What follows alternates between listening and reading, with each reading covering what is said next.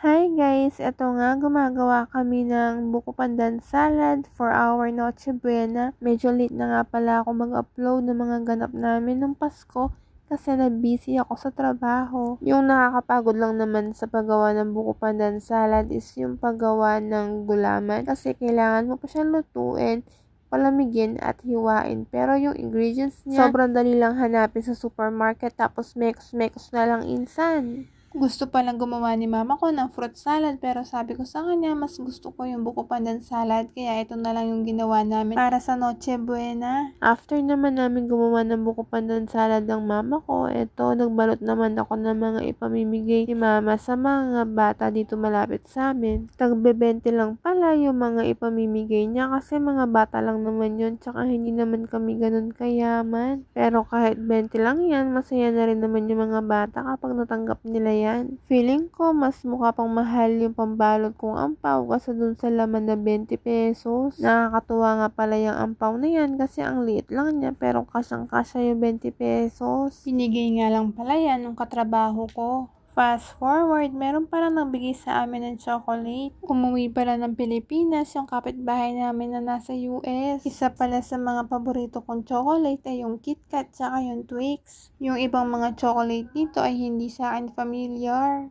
Bumili din pala ako nito Chef Tony's na popcorn tapos yung flavor niya ay mochaccino. First time ko pala itong natikman nung naki-birthday ako tapos ito yung pag-giveaway nila. Yung ganito pala kalaki ay nasa 300 pesos pero marami naman kayong pwedeng pagpili ang mga flavor. Sa loob pala nito ay merong almond peanut na nakakoat naman sa chocolate. Sa mga curious kung saan ko po ito nabili ay nabili ko lang po ito dito sa may SM Pampanga. Yung katrabaho ko pala na nagbigay ng ampaw na kinukwento ko sa inyo kanina ay binigyan niya ako nitong chocolate. Lalagyan pa lang, napaka-cute na, may paribon pa. Tapos ito pala yung mga laman. Ito palang laman nito ay mix. Meron siyang chocolates, tsaka mga candies.